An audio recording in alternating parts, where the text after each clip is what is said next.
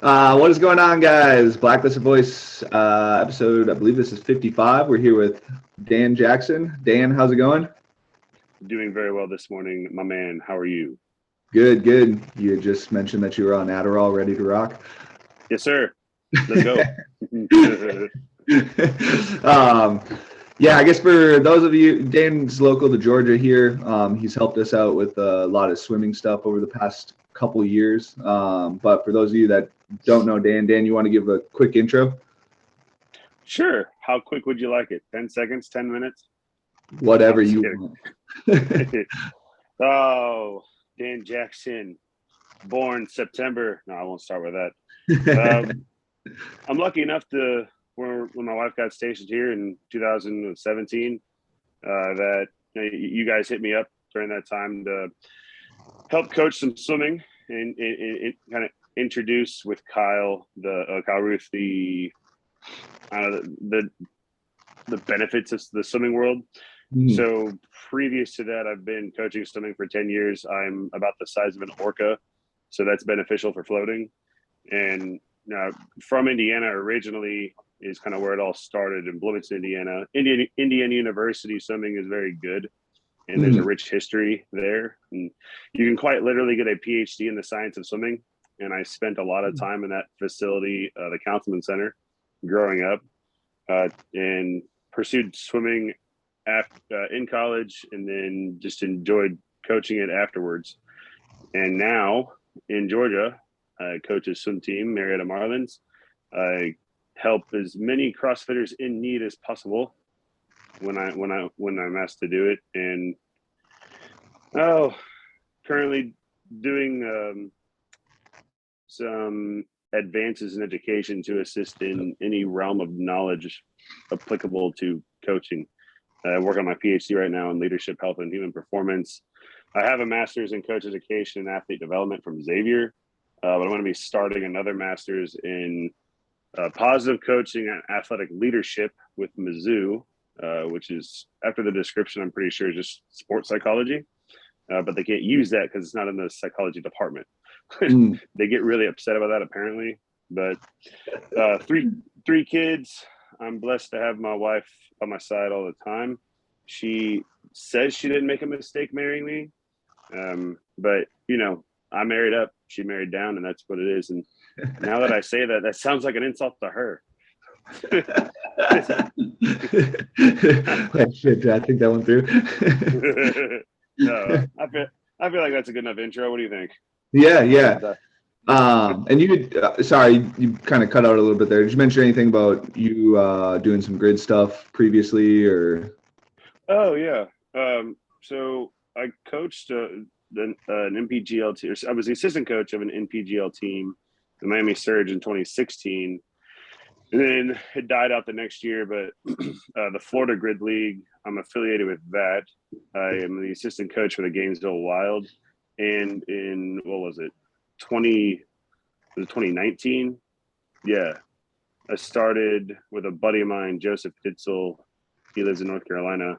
We were trying to grow what's called the Atlantic Grid League, which was going to be Georgia and the Carolinas. And unfortunately, COVID kind of derailed that. Yeah. We haven't been able to pick it up since. But the FGL is still going strong. Good. But that's a tough sport to grow. I'll tell you what. What's that? Surprisingly, it is. It's almost like they have a major entity to compete with, Yeah. I don't know. It's just so interesting because, in my opinion, like, grid is way more fun to watch because you're literally racing.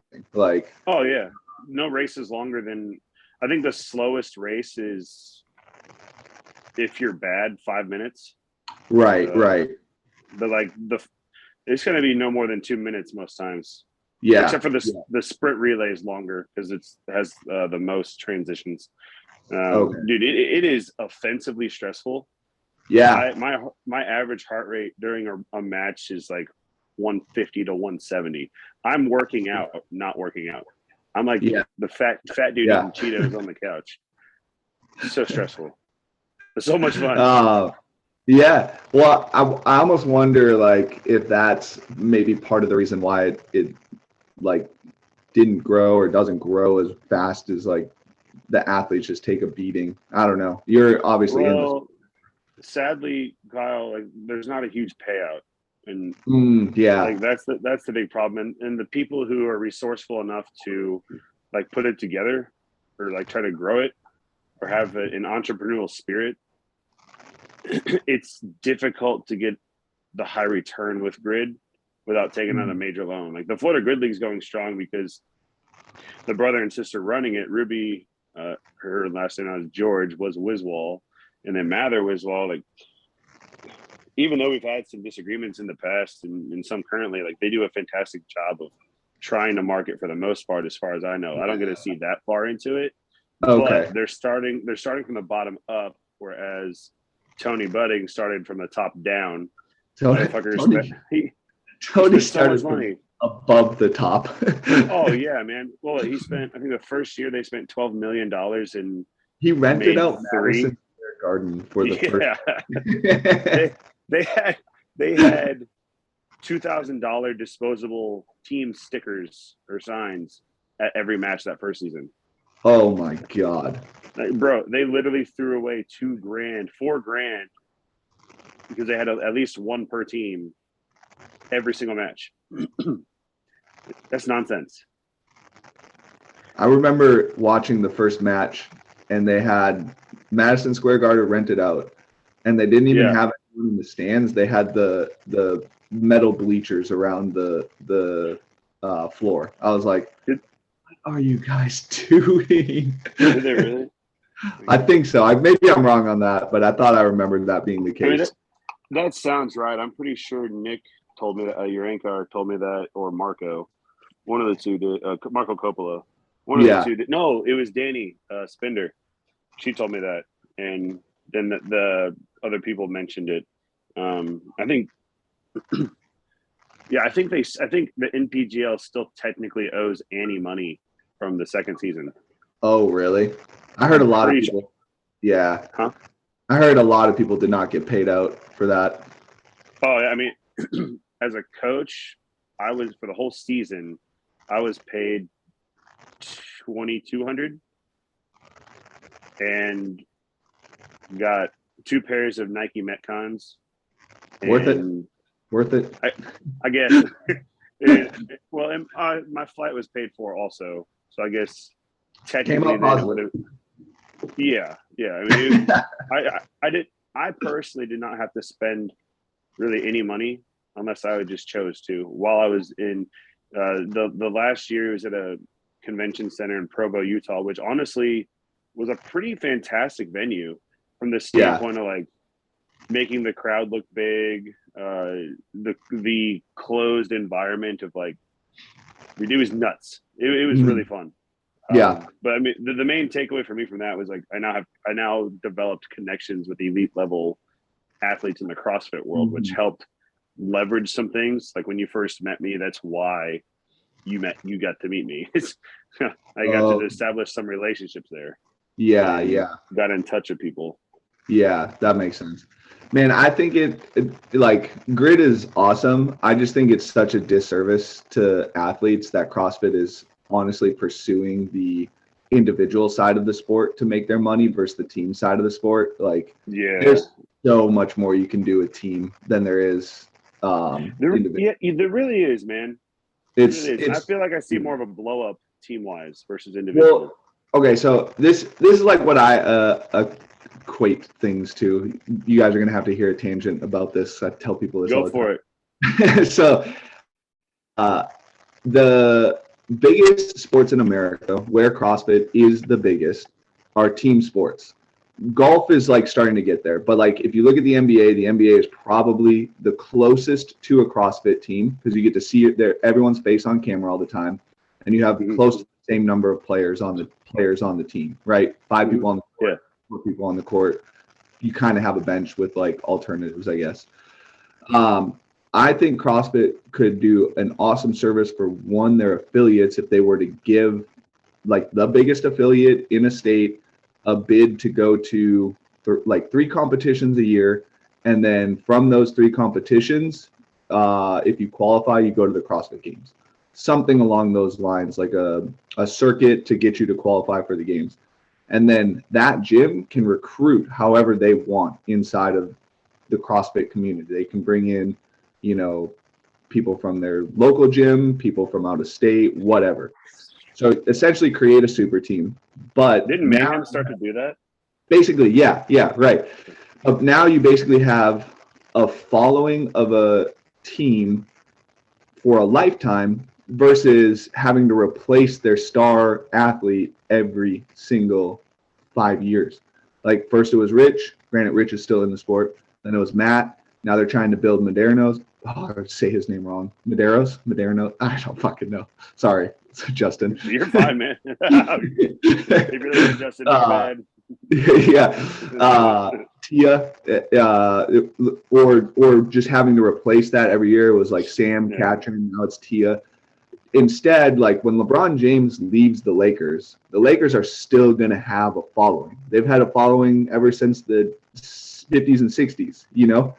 So now you create a lifelong following from somebody versus somebody who finds that individual inspiring or whatever. And as soon as that individual is out of the sport, that person doesn't give a shit about CrossFit anymore.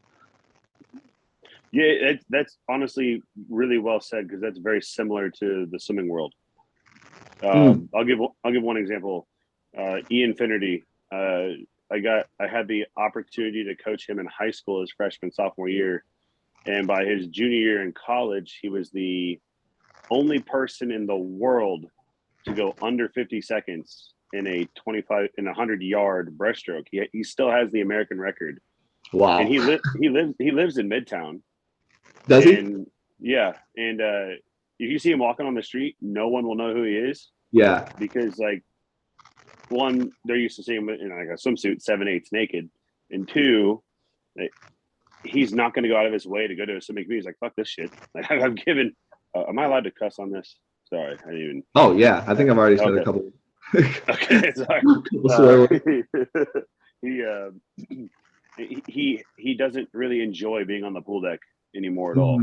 Mm-hmm. So it's interesting you say that piece. It's like, wait a minute, elite level athletes get tired after a while. Hold on. Yeah, I mean, how much do they sacrifice? Yeah, I mean, there's very few elite level athletes that in any sport that stay in the sport. You know, like Jordan, I guess, kind of owned a team for like 5 years and was like, "Fuck this, I'm out. I'm just gonna make clothes now." Trying to think who else. Is Jason still in it? Jason Khalifa? Oh, I mean, I as far as I know, he's doing like NorCal Fitness stuff. Like, okay, Chris Spieler. Yes, but I don't know if he's necessarily in CrossFit anymore. I'm not sure what Spieler's doing anymore. Well, I actually, now that I mentioned Jason, I saw a video of him at it was either judo, some type of mixed martial arts thing in that regard. I can't remember what it was. Yeah. Boy, I remember. Is that Jason Khalifa? Yes. That's a good one. That's awesome.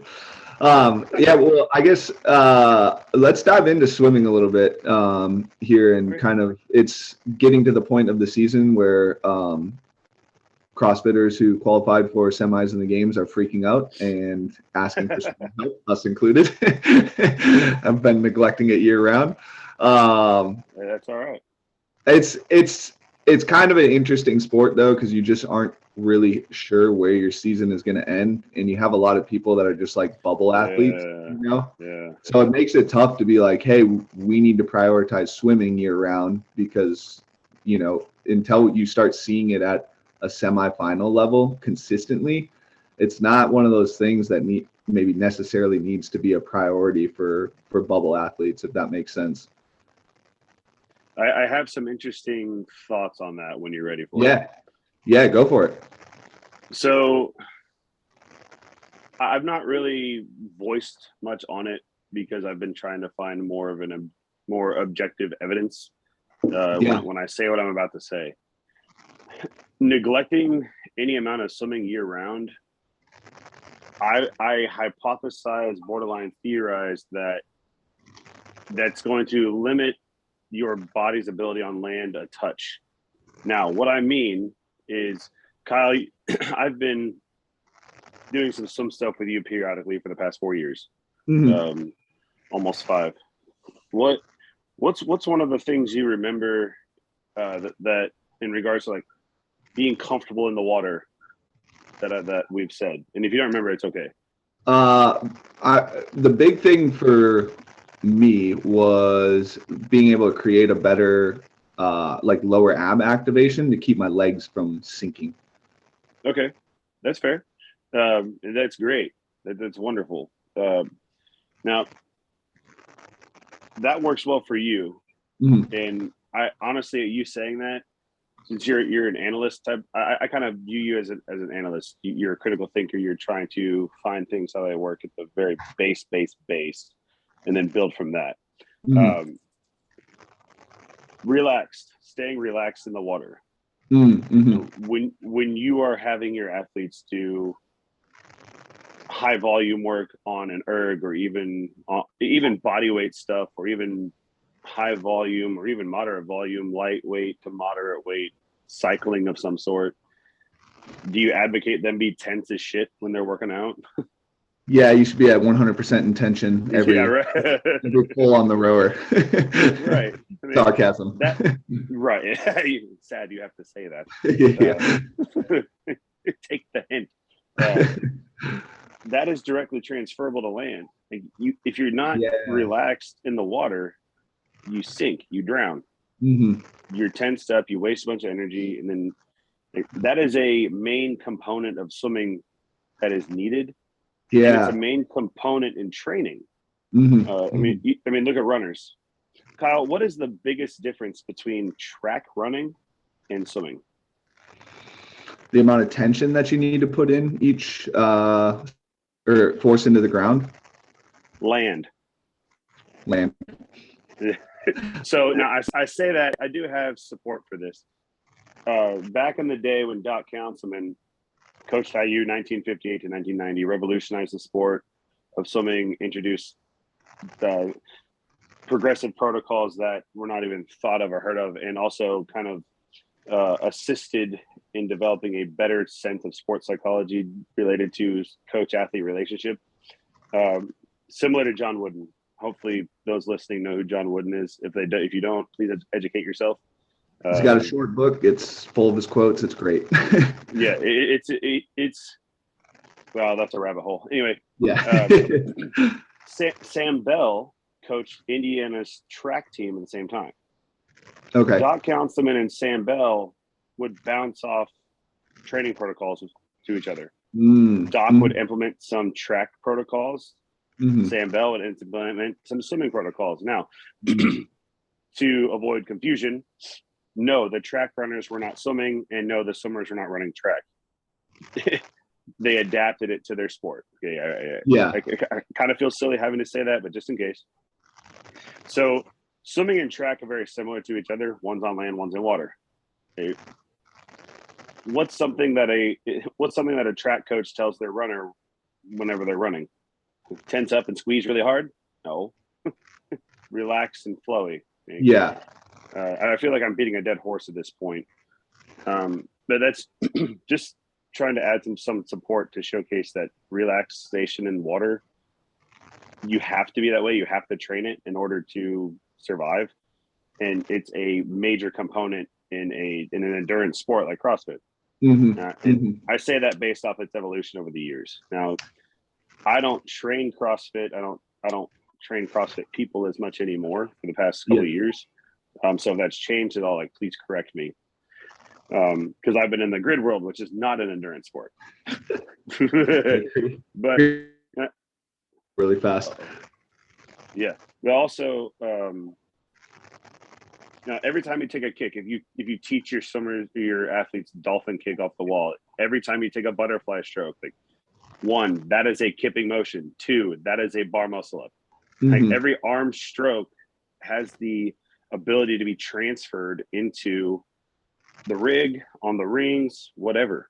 And teaching you guys, generalizing the CrossFit community how to kick, every time, the second I say, hey, think kipping mechanics or think butterfly mechanics, their kick is almost perfect. Mm-hmm. Because Kyle, where is the kipping motion derived from? The hips. Yeah, that's exactly where kicking is derived from.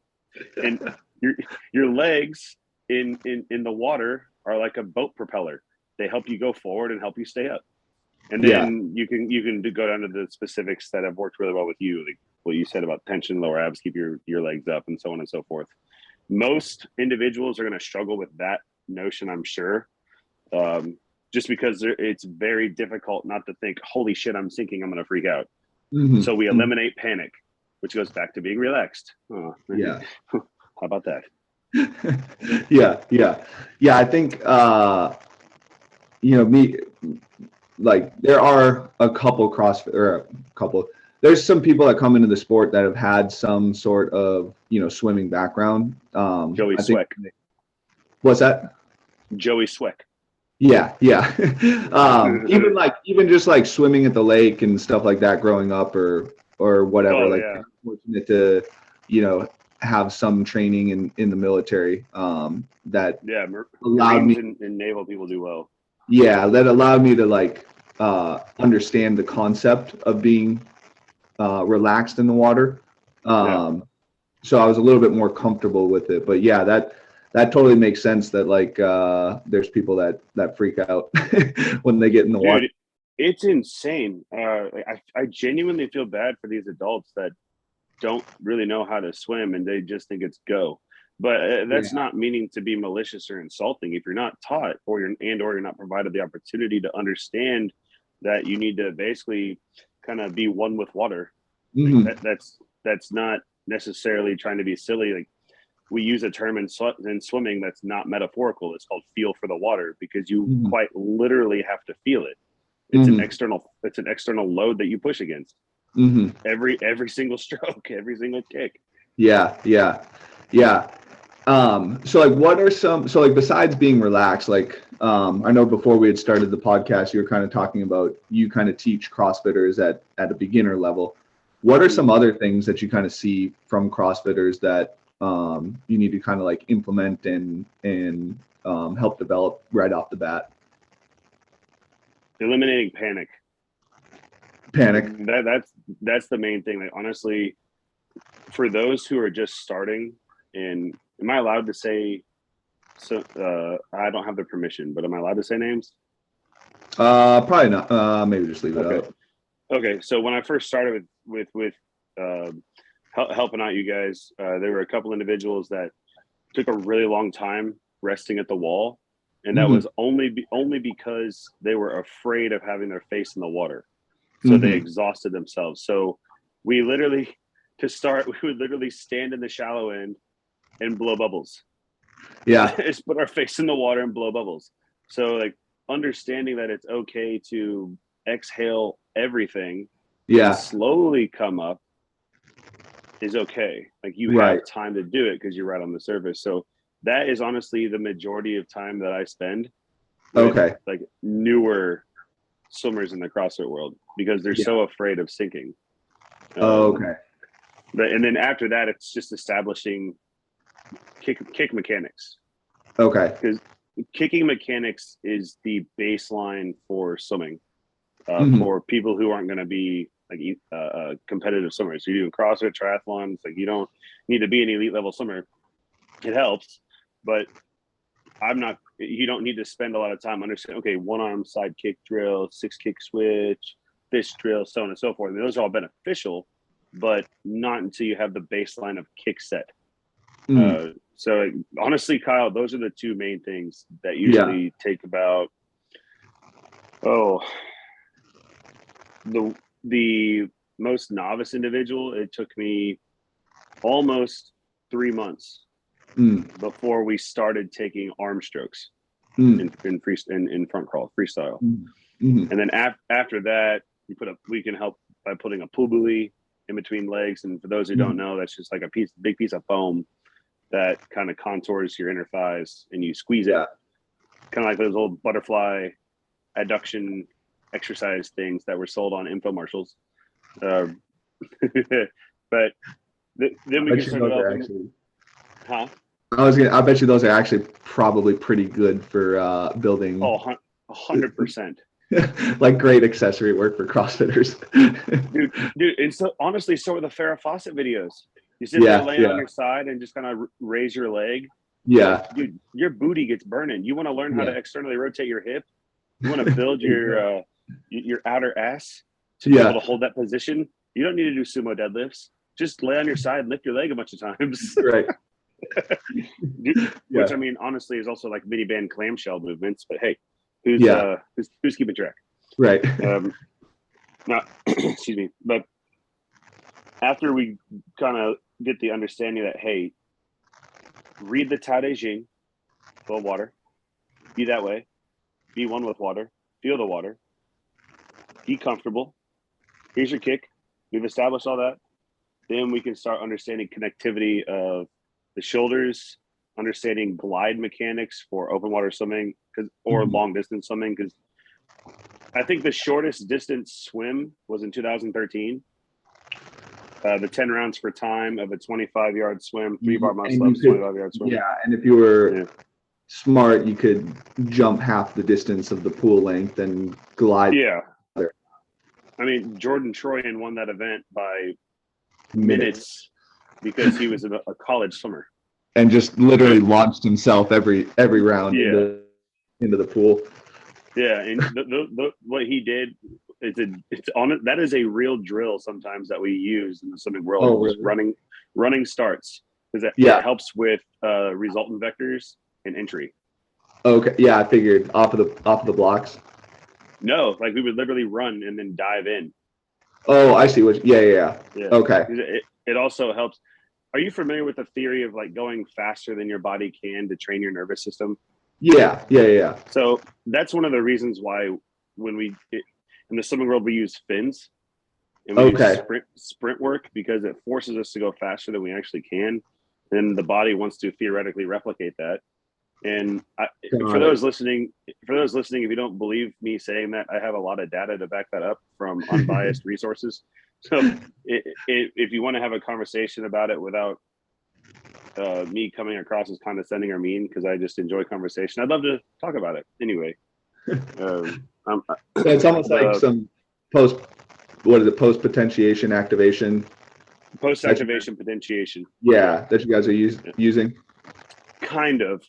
Post activation potentiation is more like do a 3-rep deadlift at 90% or 80 to 90%, and then do a 10 meter or like a 10 to 20 meter sprint on land. So it's really funny you mentioned that, because I actually wrote a meta-analysis on plyometric training for directly enhancing what's called swim start performance. So swim start performance is measured as the time from the block to the 15-meter mark, which is, and I'll show you at the pool, there's 2 red markers on the lane lines, and the one that is furthest away from the block is the 15-meter mark. So there's a magnificent article that showcases that post-activation potentiation training, quote unquote, is directly advantageous to swim start performance. Now, that's important data, because in an event like a 50-meter free or a 50-yard free, like that's a good chunk of your race. Yeah, right. Your swim start performance pretty much determines what place you're going to come in, unless your swimming mechanics, everything in the water is bad. Because did you watch the Olympics at all this past year? Couple events, not religiously. So Caleb Dressel, he shattered the threshold of sprint performance in swimming. I mean, he basically, it was a 4-minute mile effect that he created. To keep it Americanized, in short course yards, he's the first person to swim 50 yards, not on a relay, but from a flat start, 50 yards, two lengths, or 1 full lap. That's how I define it. Most people see it as 2 laps in 17 and a half seconds. Kyle, that's down and back in 17 and a half seconds. Pretty fast. And then 100-yard freestyle, which is four lengths, 2 laps. Everyone to define it, 4 laps in under 40 seconds. Like Wow. that's absurd. Not What were records previous to that? The 50 free, it was 18.28, and the 100 free. He beat it by 0.7 seconds, basically. 0.6. Sorry. So his exact time was 17.63. But still in a race where people are finishing 0.1 second or less. Oh yeah. Like that's absurd. Yeah. He beat the field by over half a second. In the times that those other guys did, one of them would have also broken the NCAA record of that time. Wow. Yeah. So, and then also the 100 freestyle, he had set the year prior. He was 40.00. Okay. And then the next year went 39.90. However, previous to that, it was 40.71, I believe. So another like 0.7, 0.8. Yeah, which is still ridiculous. 100-yard freestyle at that level is just pedal to the floor and go. It is a grace. It is an unbroken 30 clean and jerks, go under a minute. Or at this time, what's the grace time? Under 50 seconds now? I think it's probably for the midgets. Yeah, for the shorter athletes. Sorry, no offense intended. Don't cancel me. But so the post activation potentiation. Getting back to that, it's pretty cool stuff. I honestly didn't have much understanding of what it was until I wrote that paper. So if anyone's interested in reading a 17-page paper on neuroactivation for swim start performance through plyometric training and post-activation potentiation work, let me know. Sounds good. Maybe, hey, if you want to send that over, we can actually link it in the bottom of the YouTube page. If you have anything you want to send, we could link it in the bio, actually. It might bore a lot of people, if I'm being honest. Hey, some people might find it interesting. Okay, I'll send it to you. I also have one that I'd be really curious your thoughts on. It's a bit of a separate topic, but balancing principal ions for linking cognitive health and athletic performance. So you know the adage of, hey, if you're in a good mindset, you're likely to perform well. Well, I did a nutritional review on how specifically that could happen, and dude, there is very little data on like finding how from a physiological collection standpoint, physiologically speaking. So like the signal receipt and utilization and so on and so forth, neurochemically, there's very little data that you can find that tells you any of that information. In regards to eat this, it'll make you happier, which will make you perform better. Like finding the connection between those three, specifically finding the happiness correlation, because like you've been in the competition field long enough, like you know that a lot of competitors, they're not all that happy. They're struggling in some sense. So I tried to find like a food resource to balance principal ions internally and kind of see if there's a connection somewhere in there. So you're almost thinking that unhappiness comes from stress, like depression response, and you're trying to find a link between food intake and that response. Is that kind of accurate? Yeah, that's very, very close. Yeah, it's kind of difficult for me to fully describe because it's quite foreign with what I have learned. Like I was trying to look at can this type of food assist in balancing these ions to be able to actually create a higher degree of efficiency in signaling, which will in turn improve performance, because like what I said with that improved signaling upstairs is going to mean happiness. right? Got Or it. contentment or whatnot. Okay, so you could be looking at it from what food creates a more efficient central nervous system. That is a very better way of saying what I've been saying. Yes. Okay, got it. It's incredible at a. Sorry, go ahead. No, what were you gonna say? It's just incredible at a subcellular level what happens with those ions. Like, it's sodium, potassium, and calcium are the three specific ions that I researched associated with all this. Dude, it took over 60 reference articles to be able to connect anything holistically, and even still, it's questionable. What?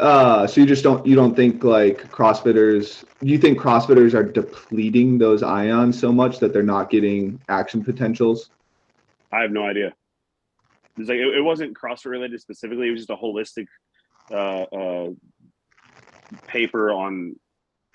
It was a nutritional review directly related to those ions and performance and habits and so on and so forth. Because, as I'm sure you're very aware, as everyone else is, like everyone's mental health took a major hit 2 years ago, and same. No, mine did not. Oh, yours did not? Okay, well, no. That's good. I'm glad yours did not. I got happier. You must have probably said something. Well, I guess I'd just say from a bell curve standpoint, because I mean, reference Simone Biles doing what she did at the Olympics. Like that was a magnificent statement that she did for like Olympic athletes. And then you have The Weight of Gold that came out. It's a documentary on HBO Max, like openly talking about the mental health and how poor it is of Olympians. Apollo Anton Ono, Michael Phelps. Who else is in there? Oh, I forgot about that documentary. I was gonna watch. Literally slipped my mind. Dude, it is really, really good. Yeah. And like that's why that's one of the main catalysts as to why I'm diving heavily into academia. Like it's why I'm doing another master's with my PhD. Do you think that over the last 20 years we're seeing a decrease in mental performance, and that's leading to a lot more of these athletes kind of being like, hey, this shit fucking sucks and I'm depressed all the time? That is a loaded question, man. That's without having a myriad of documentation in front of me to reference. Yeah, it's difficult for me to answer that. Without sounding like I'm talking out of my ass, number one. And number two, like there's a magnificent generational difference there as well. Like everyone's voice wants to be heard to a degree. And the theory is because social media has made everyone believe that they think they matter and their opinions matter, when the reality is nothing matters to a degree, as morbid as that sounds. Because Rick Sanchez from Rick and Morty said it best. Yeah, exactly. No, exactly. Rick Sanchez said it best. When you realize nothing matters, the world is yours. You can live a happy life. And obviously stuff matters. It depends on how you define what matters, how you label what matters, right? There's a large opportunity of categorization there. But to say that there's a decline in mental health and so on and so forth in that regard with what you just said, I have personally seen it, yes. But that may be just because I'm more in tune with it. Okay. I don't know. Yeah, it's like one of those. Oh, sorry. It's like one of those things. I read a book a little bit ago, and it gave a statistic about how I think in the 60s, like one in, gosh, like 250. I'm going to get these numbers wrong, so I apologize, but the scope of it is important. Asterisks not on the scale. Yeah, so it was like 1 in 250,000 people were diagnosed as on the spectrum, some sort of autistic disorder. And then by the 90s, it was like 1 in 32 people were diagnosed with it or something like that. And then, that goes to question, is it literally more prevalent, or did our understanding of it just become better, and so we're able to diagnose it better and then potentially even treat it better. Or does big pharma just want more money? Oh, you there? Yeah. Can you hear me? Yep. Sorry, we got a storm rolling through here, guys. It said, or it's just big pharma wanting more money. I mean, That's a rabbit hole you can go down. I'm gonna stop with that. My sister's a doctor. I don't want to hurt people. I have my. I wish I could say I have my objective opinions on that, but For sure. That was like more of an example of like kind of a comparison of the two, not necessarily like a no, I got you. Because it's hard to have objective data when it's limited, if it can come out or not, on the impact of big pharma on the now more the higher degree of awareness with those type of disorders. Now, I probably offended somebody saying that, and I do genuinely apologize for that. But I don't. There are so many opportunities. Yes, it could be a great understanding. Yes, it could be big pharma manipulation. Yes, it could be I don't know what input thing here. Like we as a society don't really. I would more hypothesize. Probably don't really know why, because there are some people who believe that autism isn't really real. Still. Yeah. And sorry, I didn't mean to go down that rabbit hole, but like I guess I was just using it more as a comparison of like, are we just better understanding mental health and like how to diagnose it and inside of it? Definitely argue yes to that. Yeah. I mean, the rate of suicide is much higher these days relative to a while back. Right. Especially in the like youthful age group. Which really makes me sad. Like we've had some problems regionally with high school kids. Like I've had to open up our house, my wife's house. This is my wife's house where she lets me live. So I've asked her if like we can open it up to like struggling kids, and we've had one kid take us up on that offer. Oh wow! And like that individual is now better by quite a bit. So it's saddening, but it's also, since the awareness is higher, maybe the generation below us can have more organic help versus believing that they're in some state of wrong. Okay. Yeah. So like that I've gone down a bad rabbit hole. Sorry. Yeah, I guess it started out as a swimming podcast, and now we're we will curtail it back. Yeah, but having good mental health helps with swimming performance as well, right? For sure. Yeah, stay calm. Yeah, I mean, performance in general. Yeah, sorry about that. Yeah, no, it's all good. And every sport is a performance sport, but yeah, it would be to, I guess, bring it back probably like 10 minutes ago. If you want to link that study or some of that, we do that in the YouTube comments section. Yeah, for sure. Cool. Yeah. Trying to think back where we left off. People where we left off kind of was I did have a question. So like, what exactly are you? Sorry guys, we're bringing it way back here. What exactly are you looking for out of kick mechanics? And like figuring out when a person is ready to start incorporating the rest of their body and other drills into their swimming technique. Well, from the standpoint of being ready from a mechanical, kicking mechanics is going to be subjective to each individual. Like if they get the idea, then that is fantastic. If they get the idea, they're using what works for them in the water to stay afloat, stay alive, and maximize efficiency without being super tired, then we move forward. So it's a visual thing. Hey, how do you feel?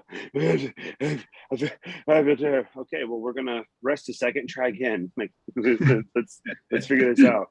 Like most of the times when I'm able or allowed, like I'll be in the water with you guys, like you remember, and I'll be watching at just below the surface, kind of seeing I'll actually watch the wavelength, quote unquote, of the hip down and see where where are we tight? How much knee bend do we have? How much foot flexion do we have?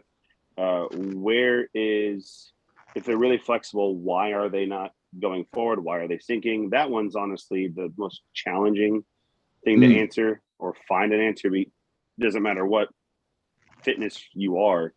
If your kick is a perfect wavelength to where if you were to watch like what's the equivalent of a wind tunnel in water? Like, shoot. Well, if you watch the energy disbursement underwater, it's a wavelength, right, coming off the body. Like if you in a wind tunnel, when you're watching a football spiral, and it gets kind of bigger and bigger and bigger, and it has like this vortex behind it. That's what it looks like in the water. That's what I'm looking for. That's gonna push water back, down and back, which is gonna help you go up and forward. And a lot of times their ankles are too tight from a plantar flexion. Thank you. Yeah, plantar flexion. I always get those two flipped. Plantar flexion standpoint, there's too much knee bend, or there's not enough hip involvement, and usually it's the latter two that minimizes efficiency. And once I completely lost my train of thought. So kick efficiency, once you start to see kind of like the spiral of the wind tunnel per se. Oh yeah, so the wavelength of the quote unquote wavelength of the leg leading to the literal wavelength of the water behind it. That is another visual representation. Like, okay, kick is getting good. Kick is comfortable. Now we can go to a more efficient, what's called like one beat kick or glide kick, like staying afloat with doing a nonchalant, like jogging type sensation with exaggerated mechanics, like leg mechanics, with or like knee drive and whatnot, heel kick or butt kick type of running, but jogging that way. How can we maximize that in the water? It's like you're on the assault bike holding a steady pace, let's say 500 watts, but it's comfortable.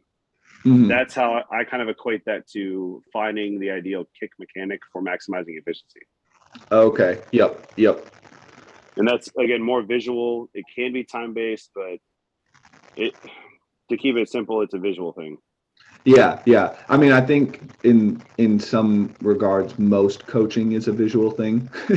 Of course. Yeah. Before you bring it to the next, like obviously there are metrics that you want to see from people, especially in like the strength realm, like especially for CrossFit, and like definitely on the ergs and like specific workouts, there's things that you want to see. But like when you're advancing a skill or trying to work on efficiency of a movement, it's always a visual thing. Yeah, like I don't give a flying fuck about time. Like, there's no metric there for me in a sense when I'm working with you guys, because since swimming is not a major, and not yet anyway, a major indicator of if you're going to win the CrossFit Games or if you're going to podium or whatever, it does have a high degree of efficiency with the other aforementioned movements, like the kipping mechanics and whatnot, to help understand that shit.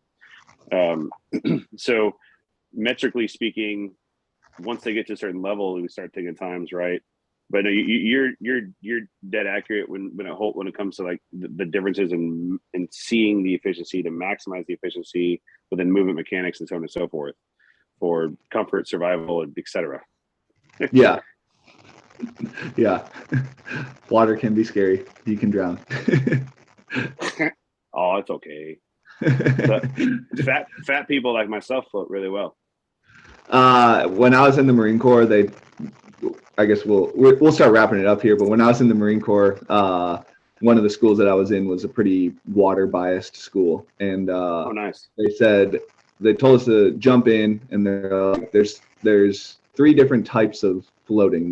Or buoyancy. There's positively buoyant, where you're going to float. There's neutral, where you'll sink a little bit and then kind of stay at that level. And then there's negative buoyancy, where you just fucking plummet to the bottom. Bye. Yeah. So we all jump in, and I just fucking sank to the bottom. I'm like, I believe it. They're like, well, for those of you that are negative, this course is going to be much harder for you. Well, did you have to jump in with all your gear too, or was it just in a suit?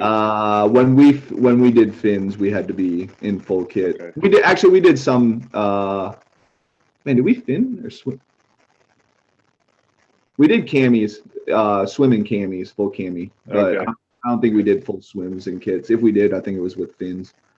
Okay, I'm glad you mentioned that word fins, by the way, because that's using fins is an incredible tool. I mentioned it earlier about overstimulating the nervous system, but also staying afloat that helps as well, and it actually will help teach. it Sure will does. actually help teach the kicking mechanic well. Okay. It allows for a high degree of manipulation, hips down, if you choose to be aware of it. Yeah. And if you view it as just go, then it won't be as fun. Yeah. But, yeah. I mean, that's it. The schoolhouse that I was in has evolved drastically since I went through. And it would be so cool if they had like an actual instructor there, like the guy, like you have to do what you have to do in the military, and like it's how the schoolhouse was ran for the last 50 years.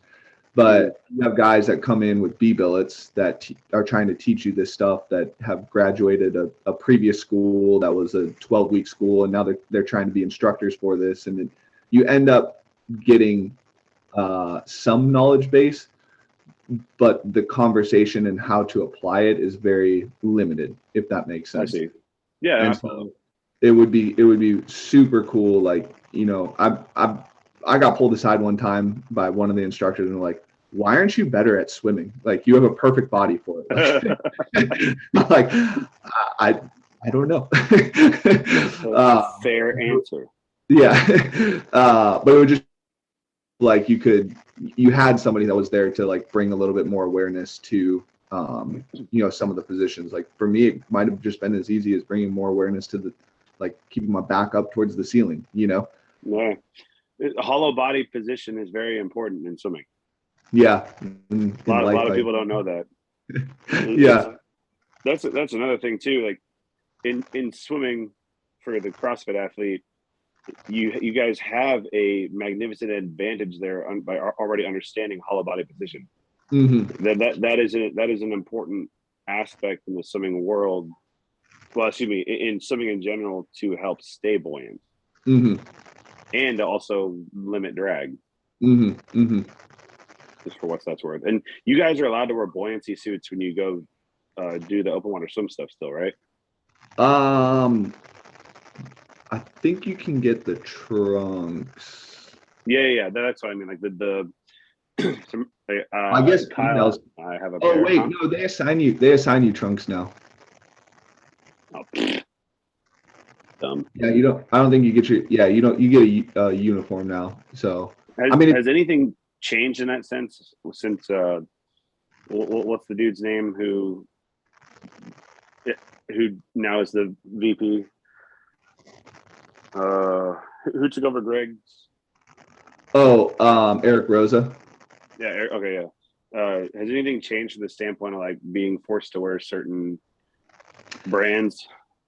I think you own shoes I think they went back to that rule. So I think you can wear your own shoes out on the floor. You don't have to be pigeonholed into nobles or whatever.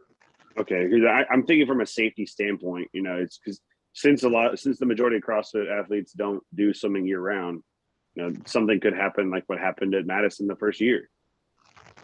What happened? The Masters athlete almost drowned. Oh, I didn't know that. Yeah, so he needed. They had to literally rescue him, and if you guys wear those buoyancy suits, like the trunks at least anyway, like it'll help. One, it'll help your swimming mechanics, but two, it'll help you, I don't know, live. Yeah. So I think that was all on Dave. And they just have, I don't know if you saw this, but Dave was fired and they have a new guy running it. So I did see that. They did change the box jump overs to a step down this year for Achilles purposes. So maybe they're going a safer route. Because in 2014, our swim qual test was Dave had all the teams in a room, and he gets up in front of us and he's like, "Can anybody not swim? You have 30 seconds to tell me now." And at the end of 30 seconds, he was like, "Okay, you guys are swimming for your first event at the CrossFit Games." Luckily, we had a little life raft that we had to hold on to, so that helped. But dude, that's just, I mean, look, I'm a huge advocate for swimming, obviously, especially from like a healthy living standpoint. But like, that's just stupid. Yeah, you got it. I think what people forget is his background is the SEALs, and it's like a slightly older school SEAL. Like it wasn't old school, but it was like there's a bridge gap. Kind of when I came in, there's like starting to be a little bit more of a bridge gap where, hey, we're actually gonna care about people's health and safety. But it changed quite a bit around that time. That's true. Yeah, so I think people forget, and maybe not forget, but just don't understand how blatant it was that the military did not give a fuck about your body. And so you take an 18-year-old kid, raise him in that, there's going to be lingering effects to that later on. Oh, absolutely. Yeah, absolutely. It's just, you do have an ability to separate civilian life from military life. It's okay. Yeah, but I mean, even still, like I find myself still, there's still aspects of like just go like, I was taught to fucking run my head into a wall, and then when my head broke, keep running into the wall until the wall breaks. Well, of course. I mean, your job was very important. At the front, if you were to ever be deployed. Yeah. So, there's still components of that is hard to get out of your body and your mind, and it lingers over into a lot of the other stuff that you do in life. So it's been personally for me, it's been a tough learning experience to kind of like back that off and understand, especially in training. Not everything has to be hard all the time. There are components of training that can be a little bit easier on the body. And so that, I think if you look at it from that perspective, what Dave was doing was like kind of dead on in regards to that. It's so hard. Like, especially, I think your most formative years are, 18 to 22, 25. And to have 4 years of that as a male beaten into your head, it's a tough thing to break, 10 years down the road. Yeah, that's now your identity for a very long time. For a lot of people, like, It's excuse me, and that mentality, I'm kind of hit and miss with it, right? Like, I respect it, I get it. I don't like it, but I mean, you're a product of what you've essentially, just like you said, many years of your life, and you have to learn from a degree. But that people who struggle to not adapt out of that quote unquote type of mindset, or even if they're not in the military, they have it, very destructive in the swimming world. Yeah, because if you just go and whatnot, you're not gonna benefit at all from doing swimming for sport, swimming for CrossFit. I'm just trying to tie it all back, Kyle. The mindset made me think of like, if you jump into a water like that, you're probably gonna drown. You're just gonna go, and then when you get tired, what the fuck do I do now? Yeah. That's one. I'm glad you actually mentioned that, because it's actually not as much of a tangent as I just took it on. Because I've had to work with a lot of people with that mentality in the CrossFit world, and we've had to try to break it. Yeah, I've had to literally like, look, bro, you gotta fucking stop. Yeah, like, take a second, smoke some weed, let's chill, and then we'll move forward. Yeah. like Kyle, you know me pretty well. Like I hate being confrontational and direct. Like I'm kind of like a Barney type figure when it comes to coaching. Hey, that looked great, but we can do it better this way and do this. Yeah. And let's compare it to I love you, you love me. Let's clean up the room. Yeah. Yeah. And it's really hard for you to get to the point like, bro, shut the fuck up. You need to do it this way. Yeah. And the individual I'm referencing, like he can now like actually swim pretty well, which is nice. But that was a pivotal moment in our relationship for him to progress forward. Yeah. Sorry. Yeah. Yeah. It's crazy. So like, that's something that I'm trying to work on in this next year, is being a little bit more confrontational. And it's so, because like I'm in the same boat. Like I'm like, look, if you don't want to do it, fuck it, I'll go and do it myself, and we don't have to butt heads thing. and it'll get done. I'll just be very unhappy about it. But yeah, like, what's that? Grumble the whole time. Yeah. But that's it's interesting how everybody's mindset is different, and how that mentality of being confrontational with somebody can be beneficial to their success in sport. Right? It's almost like you need to know the individual's needs as a coach. I don't get it. Yeah, right. Yep. Ultimately, though, I think people gravitate, like people see your personality, right? And the individuals that you work best with will end up gravitating towards you. 100%. Likely, but you know, on the off chances that you do end up getting somebody that needs to be a little bit confrontational, it definitely needs to be a tool in your toolbox. Yeah, and it's a unique tool to develop, and I commend individuals who have the ability to do it without getting really uppity and pissed off, and can maintain a quality relationship. Yeah. That's been a big learning curve for myself this past year. But I've had to deal with high school kids more in that sense, which is even more enjoyable from an emotional standpoint. So. Oh God, you're crying. Why are you crying?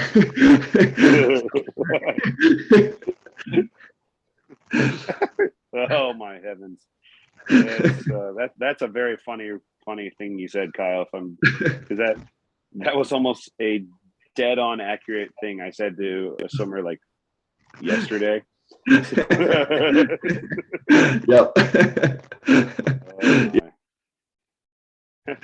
That's funny.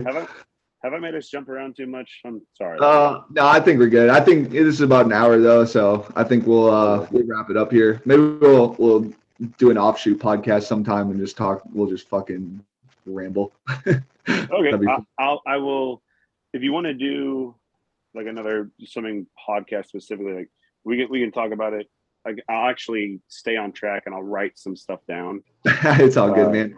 I think there's still some good stuff in here, and like you're like when we met you were doing predominantly swimming stuff, right?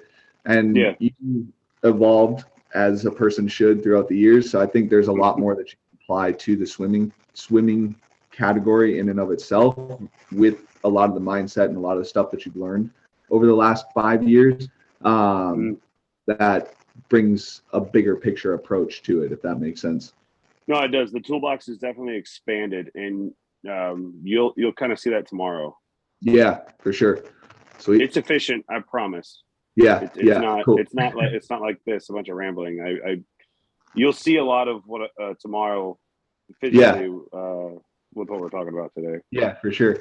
Well, cool. Thanks for coming on here, Dan. How do people get a hold of you? Oh, if they want to, they can text me or not. Probably it's. I pretty much am only active on Instagram. That's the only social media I still get notifications from. It's what is it? Oh, Dan E Jack 61612. Okay. Is that right? Yeah, you want to say Dan E Jack 61612. It's just all one word, no characters other than that. Well, the @ sign at the beginning, I guess. But Dan Jackson, I believe, is what my name is on the Instagram profile. And my profile picture, I think. I don't know what it is anymore. We'll link it in the description on the YouTube video too. Okay. And you can put my email in the description too if you want, Kyle. Okay. That's Yeah, fine. for sure. Those are always best methods. Yeah. Well, thanks for coming on, Dan. We're obviously swimming with you tomorrow. So this is released on Sunday. So yesterday. So we'll catch you guys next time. Thanks, buddy. For sure.